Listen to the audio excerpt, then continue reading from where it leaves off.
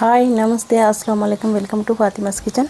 ఈరోజు నేను టేస్టీ గోంగూర పచ్చడి చేశాను. సూపర్గా ఉంది గోంగూర పచ్చడి. అయితే మొత్తం స్క్రిప్ట్ చేయకుండా చూడండి.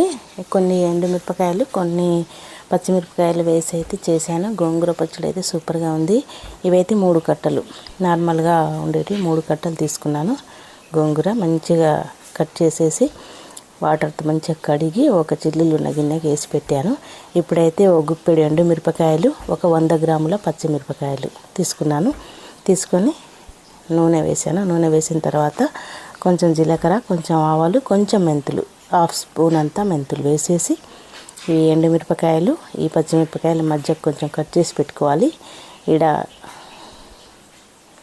ఇలా తొడిమెలతోటే వేసేస్తే బాగుంటుంది, చాలా బాగుంటుంది.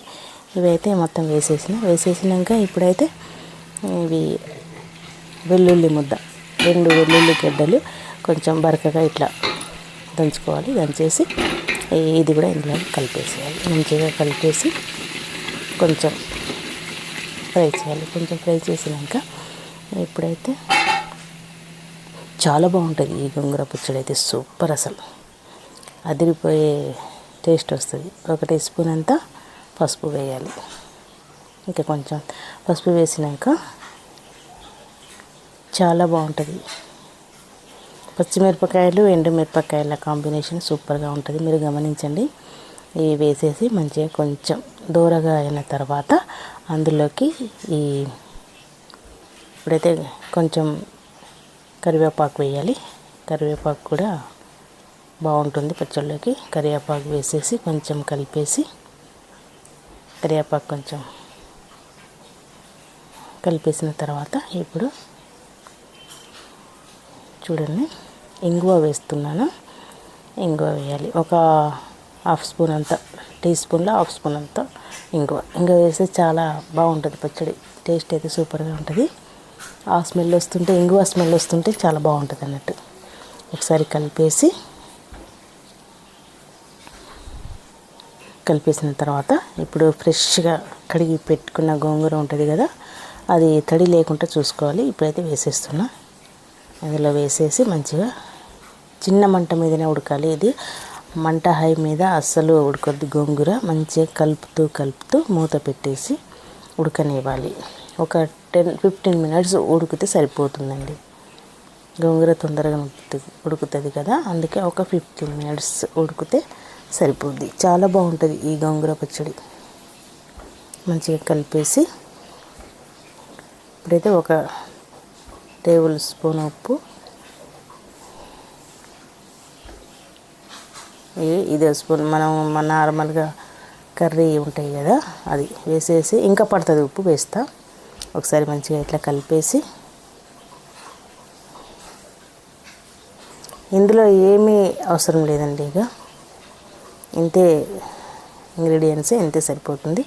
కొంచెం ఈ చెక్క స్పూన్ తోటి ఇలా కొంచెం కలుపుతుంటే కొంచెం మెత్తగా వద్దన్నట్టు, అంతే. ఇది మరీ మెత్తగా గుజ్జుగా అవసరం లేదు. ఈ గోంగూర పచ్చడి ఇలాగే టేస్ట్ ఉంటుంది. ఒకసారి మంచిగా కలిపేసి చాలా టేస్ట్గా ఉంటుంది, అదిరిపోద్ది ఈ పచ్చడి అయితే. సన్న మంట మీదనే ఉడకనివ్వాలి. చూడండి ఉప్పు ఇంకా వేస్తున్నాను. 2 టేబుల్ స్పూన్ల ఉప్పు అయితే పట్టింది. ఉప్పు మీరు కొంచెం చూసి వేసుకోండి. గోంగూరలో ఎప్పుడైనా కొంచెం ఉప్పు ఎక్కువనే పడుతుంది. అట్లా మళ్ళీ ఉప్పు తక్కువైతే పచ్చడి పాడైపోద్ది కదా. అట్లా మంచిగా కలిపేసి ఇట్లా నూనె తేలుతుంటుంది కదా,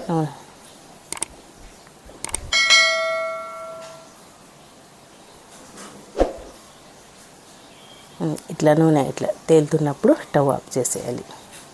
ఉడికిపోయింది పచ్చడి. చూడండి ఎంత బాగుందో, చూసిన తినబుద్ధి కదా. చాలా సూపర్ అండి ఈ పచ్చడి, అద్భుతం. ఇందులోకి ఆమ్లెట్ అయినా, ఉడకబెట్టిన కోడిగుడ్లైనా, అప్పడాలైనా సూపర్, అసలు అద్భుతం. గోంగూర పచ్చడి ఇష్టం లేని వాళ్ళు ఎవరు ఉండరు బాబు. నాకైతే చాలా ఇష్టం గోంగూర పచ్చడి, సూపర్గా ఉంటుంది. ఇది మొత్తం ఒక సీసాకెత్తి పెట్టుకోవాలి. చూడండి అన్నంలో వేసి కలిపి చూపిస్తున్నాను. ఉడకబెట్టిన కోడిగుడ్లు, బాగుంటాయి ఈ పచ్చళ్ళకి.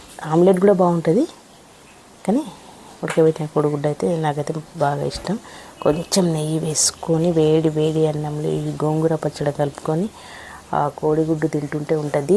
అబ్బా సూపర్, అసలు అద్భుతం అసలు. ఇంకో రెసిపీతో మళ్ళీ కలుద్దాం. చూడండి ఫాతిమాస్ కిచెన్. నా ఛానల్ని సబ్స్క్రైబ్ చేయండి, లైక్ చేయండి, షేర్ చేయండి, కామెంట్ చేయండి.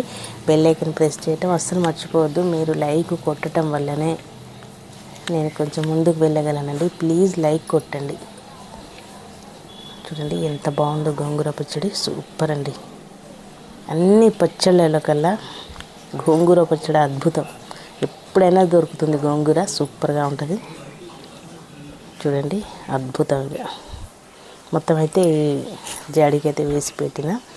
ఇది అసలు ఖరాబ్ కాదండి. ఒక 2 months వరకు అయితే ఖరాబ్ కాదు, బాగుంటుంది. పచ్చడి చాలా బాగుంటుంది. ఫ్రిడ్జ్లో పెట్టుకుంటే ఇంకా చాలా రోజులు వస్తుంది.